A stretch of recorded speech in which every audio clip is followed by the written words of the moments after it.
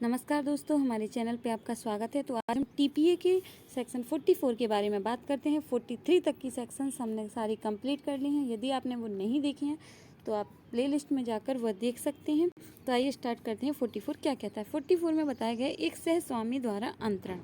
जो सहस्वामी रहता है किसी संपत्ति का, एक संपत्ति में सहस्वामी कई स्वामी रहते हैं, उनके द्वारा अंतरण कैसे।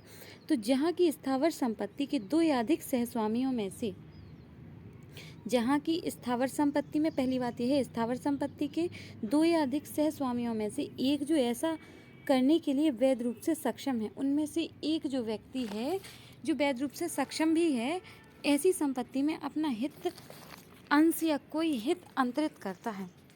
उस व्यक्ति में से, जो बहुत सारे व्यक्ति हैं उनमें से एक व्यक्ति है जो ऐसी संपत्ति में अपना हित रखता है और वह सक्षम व्यक्ति है। ऐसी संपत्ति में अपना हित अंश अंतरित करता है, मतलब वो अपना अंश या अपना हित किसी और को अंतरित कर देता है। वहाँ अंतरित ऐसे अधिकार या अंश या हित के बारे में वहाँ तक जहाँ तक अंतरण को प्रभावशील करने के लिए आवश्यक हो संपत्ति पर संयुक्त कब्जा रखने का इसमें यह बताया गया है कि जहाँ कोई व्यक्ति एक संपत्ति में दो या दो से अधिक, जैसे कि यहाँ लिखा हुआ है, दो या दो से अधिक सहस्वामी होते हैं, उन सहस्वामियों में से एक व्यक्ति जो वैध रूप से अपनी संपत्ति अंतरित करने के लिए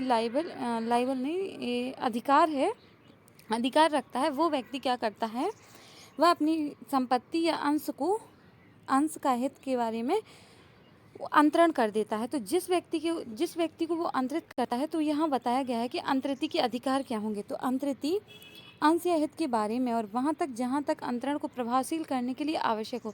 अंतरण को प्रभावशील करने के लिए जितना आवश्यक है उतना संपत्ति पर संयुक्त कब्जा रखने का जितना आवश्यक हो उतना वो संयुक्त कब्जा रखने का अधिकारी है। संपत्ति या अन्य सामान्य या भागित उपयोग करने का, मतलब संपत्ति पर कब्जा भी रख सकता है। संपत्ति या अन्य सामान्य या भागित उपयोग करने का अधिकारी है। संपत्ति का विभाजन करने का अंतरक का अधिकार अर्जित करता है, मतलब संपत्ति को विभाजन करने का भी जो अंतरक का अधिकार है वह भी उसे मिल जाता है। जो अंतरक के अधिकार होते हैं, विभाजन करने का अधिकार, संपत्ति को उपभोग करने का अधिकार, कब्जा रखने का अधिकार, ये सारे ही अधिकार किसे मिल जाते हैं, अंतरिती को मिल जाते हैं।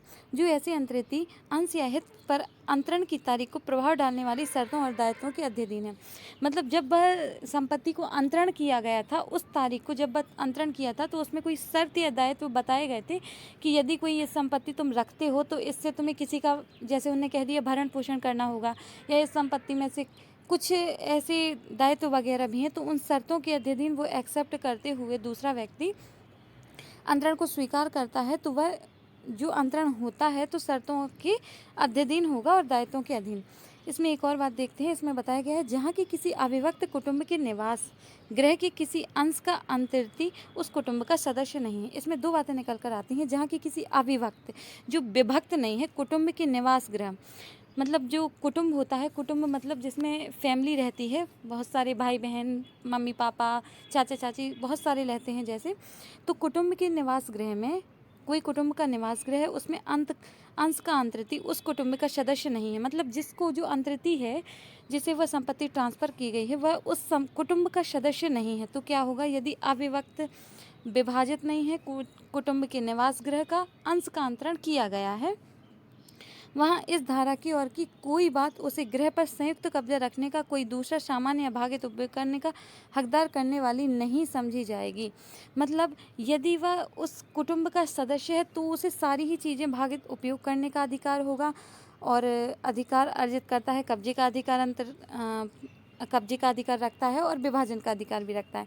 परंतु जहाँ की जिसे वह संपत्ति अंतरित की गई है वह उस कुटुंब का सदस्य नहीं है, और जिस संपत्ति को दिया गया है वह अविभक्त है, वो विभाजित नहीं हुई है। तो ऐसी संपत्ति में यदि वह व्यक्ति उस कुटुंब का सदस्य नहीं है तो उसे सिर्फ एक ही राइट मिलता है, सिर्फ विभाजन का अधिकार मिलता है, और उसे कुछ भी अधिकार नहीं मिलता यदि वह उस फैमिली का सदस्य नहीं है। धारा का उद्देश्य है, इस धारा का उद्देश्य 44 को का जो अजनबी व्यक्ति रहते हैं वह उन लोगों से अपनी संपत्ति को सुरक्षित रखा जा सके, इस धारा का उद्देश्य है। तो थैंक यू दोस्तों, आज के लिए सिर्फ इतना ही। यदि आपको वीडियो में कुछ कमी लगता है तो आप बता सकते हैं। यदि आपको वीडियो अच्छा लगता है तो आप सपोर्ट भी कर सकते हैं। Thank you, bye bye.